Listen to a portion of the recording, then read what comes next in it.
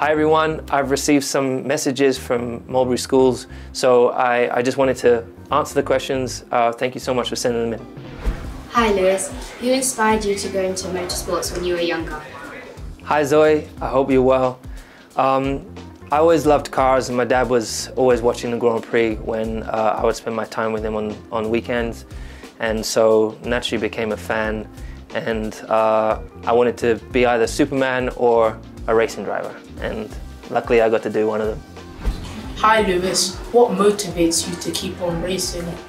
Hey Alio, I'm generally super competitive. I love working with a team of people and always discovering more about myself, always pushing myself to the limit, and always discovering new things about myself and my potential. I think the thing is that we only limit ourselves. There is no limit to what we can do. I'm always looking to how I can extract more from myself. I love the collaboration with all these other great people in my team, trying to come together to work towards a common goal, and that's what I really love about it. Hi Lewis, what's the hardest part about your job? Hey Ayub, the hardest part about my job? Well, I mean, there's the pros and there's the cons. The hardest part of my job is being able to arrive every single weekend focused and deliver on track and not make mistakes. And you know, every week you're feeling different, every week sometimes you're on the high, sometimes you're on the low, but regardless you have to show up and bring your A game. You can't have a not so good weekend. In order to win a world championship, that's really just the case. Every point counts. And so that's probably the hardest part, is making sure that I'm consistent and never distracted. Hi Lewis, what drives your commitment to increasing diversity and equality within motorsport? Hi Mabel, what drives me is that I've been racing since I was 8 years old. I'm 36 now. And my dad and I are the only people of color that we have come that in the sport. While all those years, we're the only people there. And I've got to Formula One, and there's been one or two, maybe mechanics. There are a few from the Asian community in the sport, but I look around and there must be a reason. It's not because minorities lack the intelligence. There's got to be a deeper reason why it is not more diverse, and we've got to push for.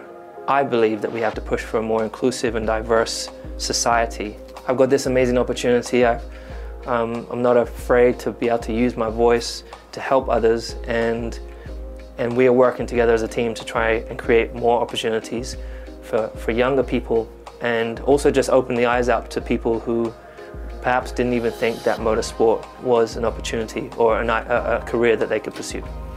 Hello Lewis, what is your favourite part about your job? Muddy, I hope you're good, buddy. My favorite part of my job is the driving. It's getting to drive this rocket and control it, to do it at the level that I do it at. It's the speed, it's the acceleration, it's the cornering, and yeah, it's like a roller coaster ride, but I'm in control, well, most of the time. Hi Lewis, do you get motion sickness after going around the circuit so many times? Hi Ruben. Luckily I don't get motion sickness. Sometimes I get motion sickness like in a car. If I'm traveling somewhere and I'm in the back seat and I'm if I read a book, get massively motion sickness. Sometimes on like the simulator, you might get a little bit motion sickness because you're not actually moving, but the screen is telling you you are. Your mind is having to work overtime to compensate for the lack of movement. But no, luckily that's probably why I'm able to be good at my job. As a child, was your ambition always to become a Formula One driver? Hi Aliyah. Yes, my goal since I was, I think, 5 years old was to become a Formula One driver. Of course, when we're young like that, we have all kinds of, like my niece, she wants to be a farmer. Not realizing that what a natural farmer does. She wants to look after animals. And I remember for me, I wanted to be Superman, and I wanted to be a racing driver because I thought it was cool. And I love cars. So I'm just very, very fortunate that I never lost sight of that dream, and my family helped me chase it. At school, what was your favourite subject and why? Hi Ikra. My favourite subject at school, I think art was probably my favourite subject at school. I think because I struggled in so many of the others. You know, it's creative, it's tapping into your creativity, and there's creativity in all of us. And I felt that I was able to express myself in that space more than any other subject, naturally. And so I just enjoyed drawing. I loved using different colors and making a mess, getting my hands, leaving class with paint all over you, and seeing the, I didn't always have good pieces of art, but I liked some of my drawings at least. Why do you think STEM subjects are so important in school? Hi Isabella. I think STEM subjects are super important in school. I think a lot of people and youngsters, and I was the same when I was at school, didn't realize all the opportunities that there are through STEM.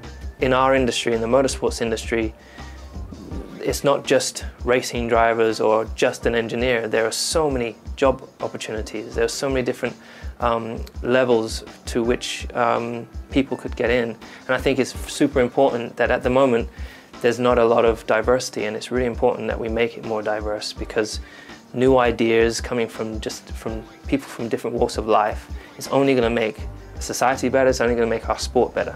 That's why I've got this Hamilton Commission, which I'm really proud of. We've done a lot of research to try and understand why the sport is not diverse, why young black people particularly don't get into STEM subjects. Sending you positive energy. I hope that you're chasing your dreams, and I hope that you're into STEM subjects. As a Formula One driver, you travel all around the world. Which of your travels did you enjoy the most and why? Hi Liliana. I've been so lucky to travel. Ever since I was 13, I started traveling around Europe, and I got to race mostly in Italy and France and in Germany, and got to go to Japan. I was always a big fan of traveling, but naturally, once I turned professional, I got to travel the world. And I've been around the world many times over the years. I think the places that I've enjoyed the most are places like Japan. Tokyo is one of my favorite cities.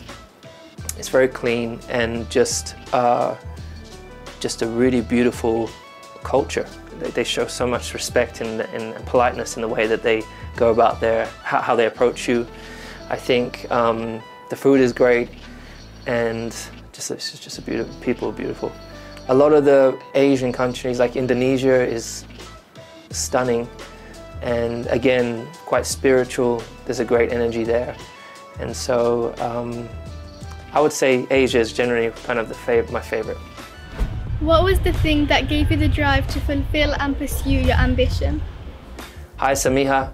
I struggled at school, and I got bullied at school, and when I got in a go-kart, I felt strong. I felt I felt special. I felt I was able to do something that some of the other guys struggled to do, and things that I struggled at school, I was able to be strong in this section. I think I was very fortunate. My dad encouraged me, and it was just fun. It was like going to the theme park every weekend. Only I got to control the ride and determine how fast it goes, and determine what result you get at the end through hard work, having to apply yourself, and that's what I loved about it. What advice would you give to young students if they want to pursue their dreams in Formula One? Hi Sanisha. The motorsports industry has so many amazing opportunities for you, so I would encourage people naturally to be pursuing STEM subjects and sparking conversation, talking about it, watching sports. We've got the Drive to Survive show that's on Netflix, so you can get to understand a little bit about the sport and what goes on in it. It's massively exciting, but I don't want you to just focus on motorsport. I want you to just, whatever your dream is, don't let anyone tell you you can't do it, or it's too big or too ridiculous to achieve. When I was younger, I grew up on my dad's couch. I know how it can be difficult for people, and people told me there's no way you're going to make it. No one that looks like you has been in that sport. What are you talking about? And you just got to believe in yourself wholeheartedly and work towards it. Keep pushing.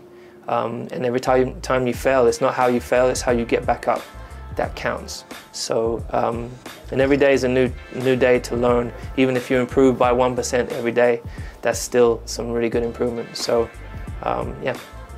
Well, that's it from me, guys. Thank you so much for your questions. I hope you're working hard at school. I hope you're staying positive.